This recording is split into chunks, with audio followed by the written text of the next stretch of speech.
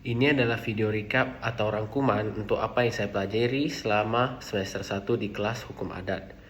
Sebelumnya perkenalkan, nama saya Indra, NPM 2251038 dari kelas 1 IHMA dengan dosen pengampu Miss Winda Fitri.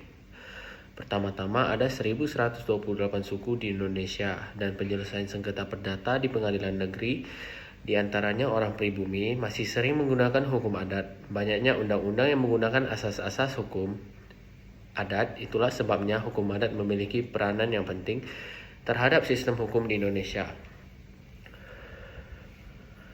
Sistem hukum yang berlaku di Indonesia adalah sistem hukum campuran, yakni yang pertama sistem hukum civil law, yang kedua sistem hukum Islam, dan yang ketiga sistem hukum adat. Ada 4 unsur terciptanya adat, yaitu pertama, adanya tingkah laku seseorang. Yang kedua, dilakukan terus-menerus. Yang ketiga, adanya dimensi waktu. Dan yang keempat, diikuti oleh orang lain atau masyarakat. Hukum adat merupakan sistem hukum yang dikenal dalam tatanan lingkungan sosial, sehingga dapat dikatakan jika sistem sosial merupakan titik tolak dalam pembahasan hukum adat di Indonesia. Kata adat berasal dari bahasa Arab yang berarti kebebasan. Perbedaan antara hukum adat dengan adat istiadat terletak pada sumber dan bentuknya. Hukum adat bersumber dari alat-alat perlengkapan masyarakat dan tidak tertulis, dan ada juga yang tertulis. Sedangkan adat istiadat bersumber dari masyarakat sendiri dan tidak tertulis menurut Van Dijk. Adapun faktor-faktor yang mempengaruhi hukum adat seperti agama, politik, kerajaan, dan masuknya bangsa-bangsa Arab, Cina, dan Eropa.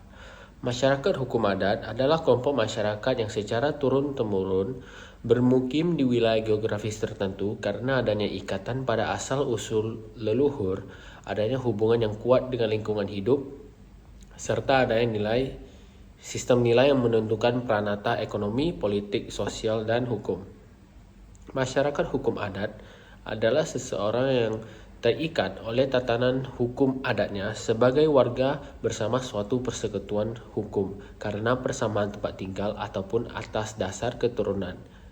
Ada 3 model persekutuan hukum adat. Yang pertama adalah hukum genealogis. Yang kedua adalah persekutuan hukum teritorial, dan yang ketiga adalah persekutuan hukum genealogis dan teritorial.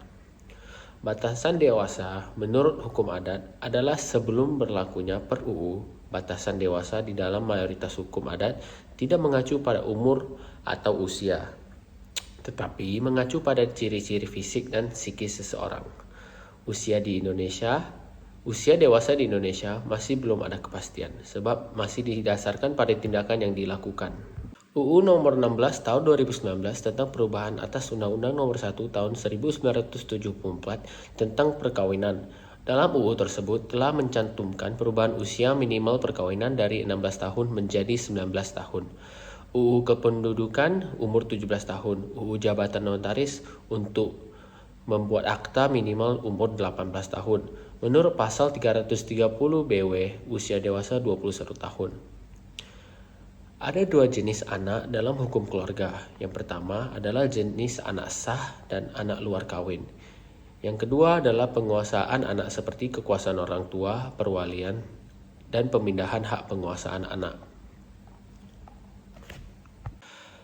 Patrilineal adalah kewajiban alimentasi ada di pihak kerabat pihak ayah. Matrilineal adalah kewajiban alimentasi ada di pihak kerabat pihak ibu. Sebelum berlakunya UU nomor 1 tahun 1974, hukum perkawinan masih bersifat plural tergantung dari hukum dan adatnya masing-masing. Yang pertama, bagi orang-orang Indonesia asli yang beragama Islam, berlaku hukum agamanya atau hukum perkawinan Islam yang telah diterima dalam hukum adat. Yang kedua, bagi orang-orang Indonesia asli lainnya, berlaku hukum perkawinan adat masing-masing. Yang ketiga, bagi orang Indonesia asli yang beragama Kristen, berlaku hukum atau ordonansi perkawinan Kristen Indonesia atau HOCI atau Huwelijk Ordonantie Kristen Indonesiërs. Dan yang keempat, bagi orang-orang timur asing, Cina atau warga negara Indonesia keturunan Cina, berlaku ketentuan KUH Perdata dengan sedikit perubahan. Yang keenam, Bagi orang-orang Eropa dan warga negara Indonesia keturunan Eropa atau yang disamakan dengan mereka berlaku Kitab Undang-Undang Hukum Perdata atau KUH Perdata. B. Kedudukan UU Nomor 1 Tahun 1974. Hukum perkawinan merupakan unifikasi hukum. Pada tahun 2019, terjadi perubahan UU Perkawinan menjadi UU Nomor 16 Tahun 2019 tentang perubahan atas Undang-Undang Nomor 1 Tahun 1974 tentang perkawinan. Dalam perubahan tersebut telah mencantumkan perubahan usia minimal perkawinan dari 16 tahun bagi perempuan menjadi 19 tahun. Hal ini telah mengakomodasi prinsip kesetaraan dan juga bentuk afirmasi yang progresif. Sampai saat ini, hukum adat yang masih berlaku, yang pertama adalah hukum perkawinan selain hukum agama dan hukum nasional. Yang kedua, hukum waris. Yang ketiga, hukum transaksi tanah. Sistem perkawinan pada masyarakat unilateral ada dua, yaitu A. Eksogami, yang bermaksud seseorang harus kawin dengan orang di luar suku keluarga. Misalnya, Gayo, Alas, Minangkabau, Seram. B.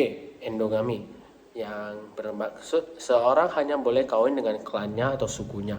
Misalnya Toraja dengan tujuan persaudaraan makin erat dan harta tidak kemana-mana. Pada masyarakat parental ada eleuterogami, yaitu sistem perkembangan yang tidak mengandung unsur-unsur larangan atau keharusan seperti pada endogami dan eksogami. Bentuk perkawinan menurut jumlah istri atau suami. Yang pertama adalah monogami. Monogami adalah suatu bentuk perkawinan atau pernikahan di mana si suami tidak menikah dengan perempuan lain dan si istri tidak menikah dengan lelaki lain. Yang kedua adalah poligami. Poligami adalah bentuk perkawinan di mana seorang pria menikahi beberapa wanita atau seorang perempuan menikahi dengan beberapa laki-laki. Dan poligami digolongkan dua jenis, yaitu poligini dan poliandri.